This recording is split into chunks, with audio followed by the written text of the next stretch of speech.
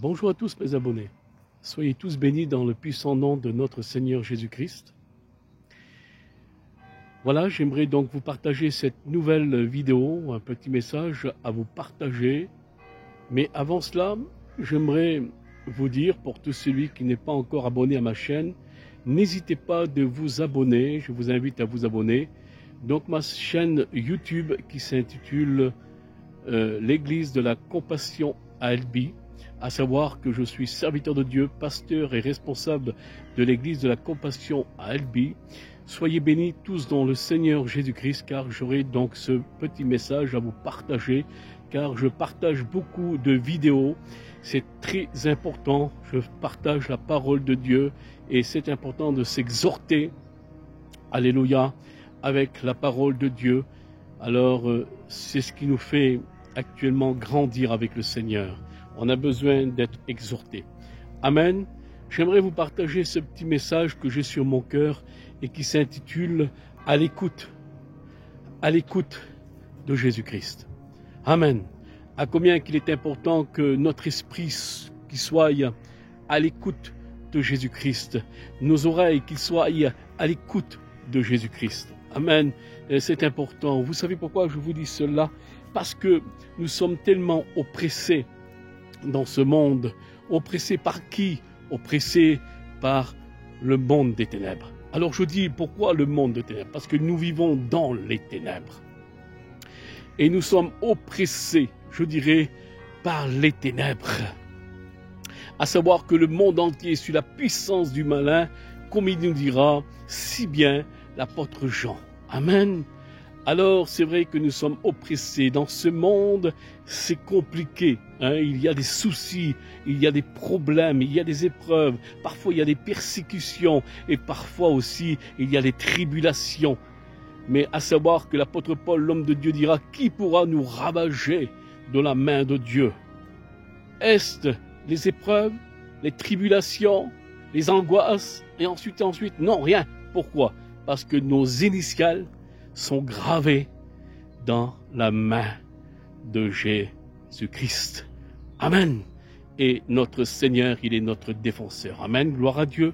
Je voudrais simplement vous partager ce petit message, être à l'écoute de Jésus-Christ. Pourquoi être à l'écoute de Jésus-Christ? Eh bien, tout simplement parce que beaucoup de chrétiens ont beaucoup de soucis dans ce monde. Alors d'autres se font du souci au sujet du matériel, au sujet des choses de ce monde, à savoir que à cause de cela, à cause de tous ces soucis, à cause de ce monde qui nous prend totalement tout notre temps, alors Jésus-Christ nous parle à notre esprit. Et il se peut qu'à cause de cela, notre esprit est ailleurs et nous ne sommes pas totalement en communion avec le Seigneur, parce que nous devons être en communion avec le Seigneur jour et nuit. Et puis à partir de là, le Seigneur nous parle.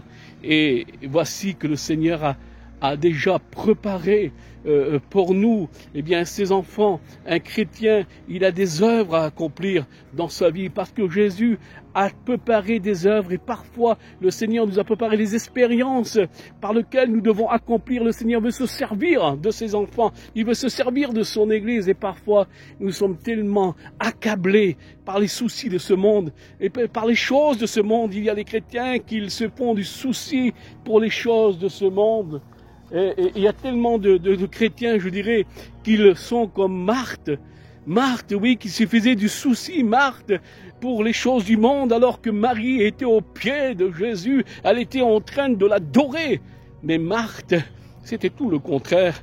Elle se faisait du souci pour les choses du monde.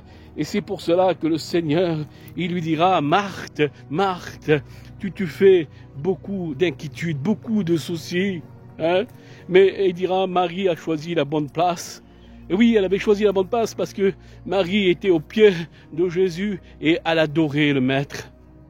Et à combien que c'est important aujourd'hui, si nous voulons écouter la voix de Jésus-Christ, alors il faut être à genoux, il faut prier, il faut être en communication avec lui, il faut être en contact avec le Seigneur.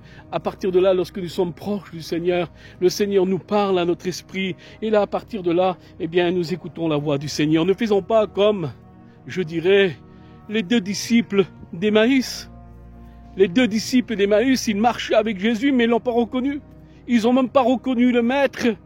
Et c'est ce qui pourrait arriver pour un chrétien lorsqu'il se fait du souci pour les biens de ce monde, pour les choses de ce monde, se fait du souci peut-être pour ses biens matériels, se fait du souci pour l'argent, il se fait du souci peut-être pour sa maison, il se fait du souci pour ci, pour là.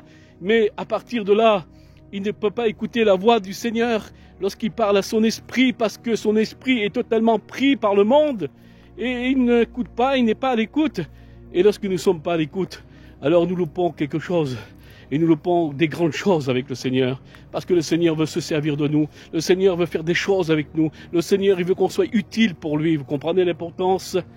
Et parfois, il y a des chrétiens qui se soucient beaucoup pour les choses du monde. Bien, laissons le monde de côté. Et soyons attentifs. Parce que, vous savez, un chrétien, il est citoyen du ciel. Citoyen du ciel. Un chrétien, il n'est pas, je dirais, citoyen de la terre parce qu'il est né de nouveau. Et celui qui est né de nouveau, il est né de l'Esprit, il est né du ciel, comme il dira Jésus. Amen. Et naître du ciel, c'est devenir enfant de Dieu, légitime de Dieu. Et notre demeure se trouve dans le royaume céleste. Notre demeure où nous passerons l'éternité se trouve dans le royaume de Dieu. Et beaucoup de chrétiens, eh bien, ils s'attachent trop à la terre, trop à ces choses de ce monde, mais à savoir que nous sommes tout simplement passagers et passagères dans ce monde. Et alors, eh bien, à partir de là, ce qu'il faut faire, il faut s'approcher du Seigneur. C'est notre bien, c'est notre bien. Je crois, lorsque nous allons nous approcher du Seigneur de plus en plus, et puis l'important, Seigneur Jésus, faisons comme cette femme, qu'elle s'est effrayée un chemin, lorsque Jésus était suivi par des multitudes de personnes, alors que cette femme a réussi à toucher, Seigneur, le bord de son vêtement, et qu'elle a été guérie, instantanée. Cette femme qui avait besoin de toucher son vêtement, elle s'est approchée du Seigneur. Il y avait plein de gens là qui entouraient Jésus. Jésus était oppressé par la foule.